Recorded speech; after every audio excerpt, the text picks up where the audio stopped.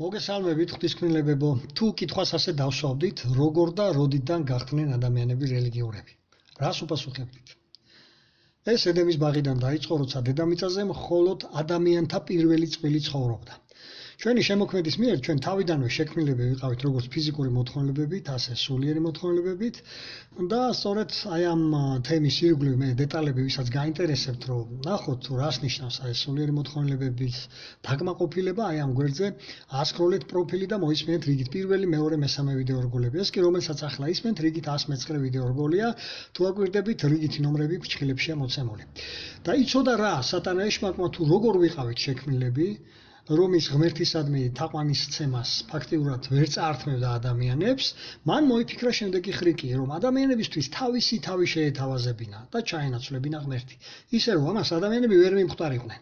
ამისათვის მან შესთავაზა თავისი რელიგიური სწავლება, რომელიც ორი მთავარ პრინციპს მოიცავს.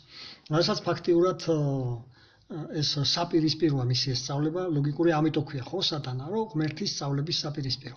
და აი ამ ორ პრინციპზე დგას ეშმაკის მიერ ჩამოყალიბებული მსოფლიოს ყველა რელიგია. ნუ მართალია ხა განსხვავებულად ასწავლიან სხვა რელიგიებში, მაგრამ მთლიანობაში ყველა რელიგია ეშმაკის მიერ შემოგდებულია აი ამ პროპაგანდაა მისი, აი ამ ორ მთავარ თემაზე, ამ თავარ პრინციპზე დგას. მოდით ნახოთ რა ორ რამეს ასწავლის ეშმაკი, ეს ბიბლიის პირველივე ფურცელზე იკითხება, გადაშალი წიგნი დაბადების მესამე თავი, პირველივე ფურცელს რო გადაშლი, მეოთხე, მეხუთე მუხლები. აქ ბევრი საინტერესო დეტალია, რაზეც მე როგორც გითხარით ვისაუბრე გასულ ვიდეო რგოლებში, მივაქციოთ ჩვენ ყურადღება ეშმაკის აი ამ სწავლების ორ პრინციპს. აი პირველი შემოხაზულები მაქვს. პირველი, არ მოკვდებით. რომ ადამიანი კი იჯდება, კი კვდება, მაგრამ მთლიანობაში მისი სული უკვდავია და იგი კვლავ განაგრძობს არსებობას.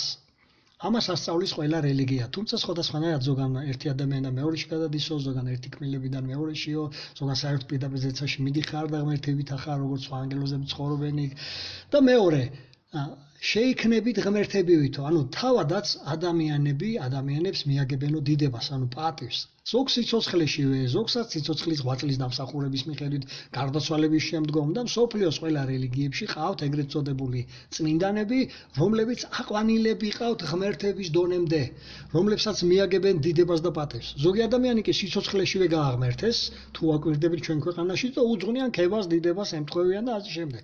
და აი ამ ორ პრინციპს ეყრდნობა მსოფლიოს ყველა რელიგია. და ამით აჩვენებენ, რომ ისინი პროპაგანდირებენ სატანა ეშმაკის ამ სწავლებას. ახლა როგორ გავრცელდა სატანის ეს რელიგიური სწავლება ყველა ერში, ყველა რელიგიაში. მივყვეთ ქრონოლოგიურად. მართალია ამ დიდებისა და ძალაუფლების მოყვარული ადამიანები გოლიათების ჩათვლით ერთხელ უკვე მოსპო უზენაესმა დიდი წარღვნის დროს, მაგრამ აი ამ მოვლენიდან მალევე კვლავ იჩინა თავი ადამიანებში აი ამ ზეცისკენ, ღმერთობისკენ ლტოლვამ და ძალაუფლების დიდების მოპოვების აი ამ განუცხრომელმა სურვილმა. რადგან ეს ეშმაკის მთავარი თვისებაა. სწორედ აი ამ თვისებამ აქცია განდგომელი ანგელოზი ეშმაკად, რომ თავად უნდა მიიღო დიდება და ძალაუფლება მოეპოვებინა. და ლოგიკურია ყველა მისი მონობის ქვეშ მყოფი ადამიანი ისწრაფის ძალაუფლებისაკენ და ღმერთობისაკენ, დიდების მწვერვალებისკენ. და ამიტომაც წარღვნიდან მალევე ერთმა პიროვნებამ მოინდომა სხრებზე გაბატონება. და თუ გადაფურცლით ბიბლიას შორს არ გინდათ წასვლა, აგერ მეათე თავის მერვე მუხლში ვიგებთ მის შესახებ. ნებროთი აქ იკითხება, ეს მისი სახელი არა, ეს მისი მეტსახელია, რომელიც სწორედ ამიტომ შეერქვა, რომ ის მოჯანყე იყო ღმერთის წინააღმდეგ და სწორედ ამას გულისხმობს და მისი სახელი სწორედ ამიტომ არ შევიდა ბიბლიაში, რომ მას დიდება არ მიეღო და მისთვის და რისკენაც ილტოდა სწორედ ეს უნდოდა მას. ნახოთ შემდეგი კონტექსტი, აი ამავე თავში მე-9 მუხლები, აქედან ვიგებთ, რომ ის ილტვის უფლის საწინააღმდეგოდ, სატანა ეშმაკის მსგავსად, დიდების მოხვეჭისკენ, ხოლო შემდგომ მე-11 თავის აგერ პირველიდან 9 მუხლებს დაურთავ. მისი ხელმძღვანელობით წამოწყებულია გრანდიოზული მშენებლობა. ეს არ იყო უბრალო ნაგებობა, არამედ ეს იყო რელიგიური ნიშნით აგებული თაყვანისმცემლობის ადგილი, სადაც ადამიანებს დააკვირდით ვითომც და ერთი შეხედვით იქ მისულ ადამიანებს დიდება უნდა მიეღოთ უზენაესი ღმერთისთვის. სინამდვილეში კი ეს შენიღბული იყო, როგორც მაგალითად სამოთხის ბაღში სატანამ შეენიღვა თავისი თავი და ადამიანებს როგორც ეს პირველი წყვილისაგან თავად მიიღო დიდება, თავად მოიპოვა ეს დიდება იმით, რომ ისინი მას დაემორჩილნენ და არა შემოქმედს. აი ამ შემთხვევაშიც მისი მშენებლებისგან და დანარჩენი მოსახლეობისაგან ნიმროდი ცდილობდა მიეღო დიდება, მოეპოვებინა ეს საბოლოო ძალაუფლება მთელს მოსახლეობაზე. და აქ მე მინდა პატარა ჩანართი გავაკეთო, აი თუ აკვირდებით, ასეა ყველა რელიგიური შენობა ნაგებობები, დაწყებული პირამიდებით, რომელთაც ფარაონები იხვეჭდნენ დიდებას, თავიანთ თავებს ღმერთებად აცხადებდნენ. და დამთავრებული ახლა სხვა ქვეყნებს არ გვინდა შევეხოთ, აგერ ჩვენი ქვეყანა რომ ავიღოთ, ნიშნეულად ამაღლებულ ადგილებზე აშენებდნენ ტაძრებს, სადაც ყოველთვის მოიხატებოდა ხოლმე იმ მეფე დედოფლების ფრესკები, ვისი ხელმძღვანელობითაც ეს ტაძრები შენდებოდა და შემდგომ ამით იხვეჭდნენ ხოლმე ისინი დიდებას, ძალაუფლებას ხალხზე და აი ამგვარად ილტოდნენ ზეცისკენ, ღმერთობისკენ, საბოლოო განდიდებისაკენ. და რადგან ეს ნიმროდის გეგმა ჩაფუშა ღმერთმა და არია ენები, ამიტომ ეწოდა აი ამ ადგილს ბაბელი, იგივე ბაბილონი, რელიგიური თაყვანისმცემლობის ცენტრი. ასე ქვია გამოცხადებაში მას შევეხებით, რომელიც ღმერთისათვის მიუღებელი იყო და რომელიც ღმერთს ჩაანაცვლებდა და როდესაც სხვადასხვა ენებზე ალაპარაკა ადამიანები, მათ ვეღარ შეძლეს აი ამ მშენებლობის გაგრძელება. ისინი გაიფანტნენ სხვადასხვა მხარეს, ქართულ ენაზე მეტყველნი კი წამოვიდნენ და დასახლდნენ კავკასიაში, აი სწორედ მაშინ მოხდა აქ ჩამოსახლება, მაგრამ ენების არევა არ ნიშნავდა გონების არევას. ვინც რომელ მიწაზე დასახლდა, იქ გააგრძელეს ბაბილონიდან გამოყოლილი ეს სწავლებები, რაც მოიცავდა გარდაცვალების მერე სულის უკვდავების სწავლებას და ღმერთს მიმსგავსებას, ანუ დიდებისაკენ, ძალაუფლებისაკენ განუცხრომელ სწრაფვას და აი ამ მიზნით შემაღლებულ ადგილებზე ტაძრების, მეჩეთების თუ სხვა მსგავსი შენობა ნაგებობების აშენებას რელიგიური ნიშნით და მათი მშენებლებისათვის პატივისა და დიდების მიგებას.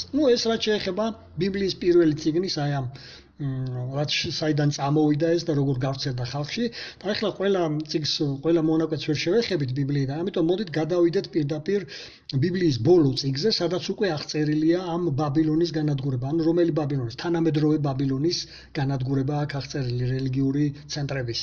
და ნახეთ ეს როგორ არის ეს წინასწარმეტყველება მოცემული, მათი ბელადების დასასრულზე მიუთითებს ეს და როგორც აი ამ რელიგიების დასასრულზე და ის თუ ვის მიერ როდის და რატომ მოვა ეს განადგურება სისრულეში და როგორ გაუქმდება მსოფლიოს ყველა რელიგია. მოდი გადაშალე ბიბლია ბოლო წიგნზე გამოცხადებაზე, აქ მე-18 თავებში ამის შესახებ აღწერილი რამდენიმე მონაკვეთს შევეხები. აქ არის საუბარი სწორედ მსოფლიო რელიგიების აღსასრულზე, რომელიც არმაგედონამდე მოხდება, ანუ წინა პირველი ფაზა იქნება ეს, სანამ არმაგედონი დაიწყება და რომელსაც თავად პოლიტიკოსები დაასრულებენ ახალი მსოფლიო ალიანსის მეშვეობით. ახალი მსოფლიო ალიანსიც მალე შეიქმნება, შეიძლება ამ ომების თანავე, ან ომების დამთავრების თანავე, ბიბლიური წინასწარმეტყველების თანახმად. და რატომ უნდა გაანადგურონ? 4 მთავარი მიზეზი, რის გამოც პოლიტიკოსები აღიზრებიან მათ გასანადგურებლად, აი ამ რელიგიების გასანადგურებლად. პირველი მიზეზი ეს გახლავთ, რომ რომელი საუკუნეა დღეს და ხალხს აქვს უკვე საკმარისი ცოდნა ბიბლიიდან, ხვდებიან რომ ეს რელიგიები მხოლოდ ზღაპრები და მითებია და რომ ისინი აი ამ ზღაპრებით ამ სიტყვას გამოიყენებ აბოლებენ დღემდის უწიგნურებს, ხელს უშლიან ადამიანებს ინტელექტუალურ განვითარებაში და ცივილიზაციისკენ წასვლაში. მეორე მიზეზი, აი ამ უწიგნურ და უვიც მრევლს პარსავენ, როგორც სხვას ატყავებენ, ანუ მათივე ხელით მიაქვთ ამ ადამიანებს გაქცევებულ აი ამ რელიგიურ ბელადებთან და ფეოდალებთან სარჩო საბადებელი და ზოგს თავისი ბოლო ლუკმებიც კი მიაქვს მათთან. მესამე მიზეზი ეს არის მძიმე ტვირთად რო აწვანან არა მარტო ხალხს, არამედ სახელმწიფოებს, მათ ბიუჯეტს და ცალკე აქედან ჭამენ, თანაც ისე რომ აი ამ პროცესების გამჭვირვალება არ სურთ, რომ ხალხის ფულს რო ხარჯავენ, რაში ხარჯავენ ეს ხალხს აჩვენონ, რომ არ სურთ ეს და მეოთხე და მთავარი მიზეზი. ზოგიერთი პოლიტიკოსებზე, ზოგიერთ ლიდერებზე ახდენენ გავლენას. ერევიან პოლიტიკაში ფარულად, მაგრამ ხისტად და ხშირად წყვეტენ არჩევნების ბედს, მრევლზე მანიპულირებით. პოლიტიკოსებს მათ შორის ტირანებს უბიძგებენ ხოლმე ძალადობისაკენ მოსახლეობაზე, რეპრესიული კანონების მიღებისაკენ, სისხლის ღვრებისკენ, ომებისკენ, რომ არა ეს მსოფლიო რელიგიები დიდი ხანია პლანეტაზე მშვიდობა იქნებოდა ერებს შორის. მაგრამ სწორედ თუ გადახედავთ ყველა ომებს, ტერორისტულ აქტებს, ძალადობრივ აი ამ შეჯახებებს, ყველაფერი მოდიოდა მათგან, აი ამ რელიგიური ლიდერების მოწოდებებიდან. და ამიტომაც ზუსტად აღწერს გამოცხადების აი ეს მე-17 თავის 3-დან 6, აქ მე ახლა სხვა თარგმანს გამოვიყენებ უკვე და თქვენ რასაც დავასახელებ ეს თავები თქვენს ბიბლიებში შეგიძლია შეამოწმოთ გამოცხადების მე-17 თავის 3-დან 6. მესამე მუხლში ნახსენები ქალი ვინა? აქ განმარტებულია მე-5 მუხლში. ესაა მსოფლიოს ყველა რელიგია. მეძავი იმიტომაა რომ ღალატობს უფალს და ყავს საყვარლები პოლიტიკური ლიდერების სახით. და მათთან აქვს აი უთქვენ ხოლმე კუდები აქვს გადაფსკვნილი, ხო? ასევე უზენაესის მაგივრად დიდებას და პატივს მიაგებს ეგრეთ წოდებულ წმინდანებს, ანუ გაღმერთებულ ადამიანებს და უსულო საგნებს, რელიგიური მიზნით შექმნილ ხატებსა თუ გამოსახულებებს, ამიტომ ეს სულიერ მრუშობაში ეთვლება მას. და მესამე მუხლიდან კარგად გვაჩვენებს, როგორ აზის მეფეებს, პოლიტიკოსებს კისერზე. ეს რას ნიშნავს კისერზე რო აზის? რომ ის არა მარტო ბიუჯეტიდან მუქთამჭამელია, ის მართავს პოლიტიკოსებს, ანუ პოლიტიკოსი კი თავად ითვლება, ვითომ ხელმძღვანელად, მაგრამ მის კისერს ამოძრავებს ის, მანიპულირებას ახდენს მათით. და მეექვსე მუხლში კი ხაზი აქვს გასმული, თუ რამდენი ადამიანის სისხლში აქვს მას ხელები და ამას მსოფლიო ისტორიაც ხატყობს, ყველა ომები, როგორც თქვი, მათი წამოწყებულია რელიგიური ლიდერების მოწოდებების საფუძველზე. და ამავე მე-17, თავის მე-15, მე-16, მე-17 მუხლებს დაურთავ, აგერ დააკვირდით მე-17 მუხლს, მე-15 მუხლს, რომ მსოფლიო რელიგიურების ეს ლიდერები დღემდე უფრო დიდ გავლენას ახდენენ ხალხებზე, ვიდრე პოლიტიკური ლიდერები, მაგრამ მე-16 მუხლიდან ვიგებთ, როგორ შემოbrunდება პროცესი.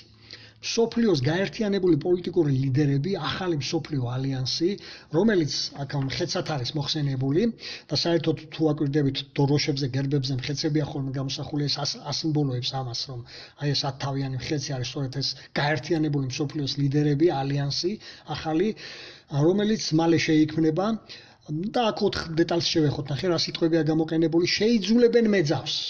და ამ სიძულვილით უკვე გაჟღენთილია ბევრი პოლიტიკოსი აი ამ რელიგიური ლიდერების მიმართ. და ატარებენ აი ამ სიძულვილს გულში უკვე მათი უკანონო საქმეების და აი მყაჩაღობების გამო, რასაც ისინი სჭადიან ქვეყანაში. ქვეყნებში რა, მთელი სახელმწიფოებში ხო ასე ხდება სინამდვილეში, მუქთამჭამელები არიან და პარსავენ როგორც სახელმწიფო ბიუჯეტს, ისე მრევლს. მეორე აქ ესეთი სიტყვა გამოყენებული გააშიშვლებენო, ანუ ეს გულისხმობს, რომ ანხელენ, გამოიტანენ მათ უხამსობებს, მათ სიბინძურეებს მოსახლეობის თვალწინ. ტელევიზიით იქნება ეს ყველაფერი გადმოცემული, რა თქმა უნდა, პრესის მეშვეობით, რომ ისე კი არ დაიწყებენ განადგურებას, ჯერ ესენი წაუძღვება წინ, ხილება მათი.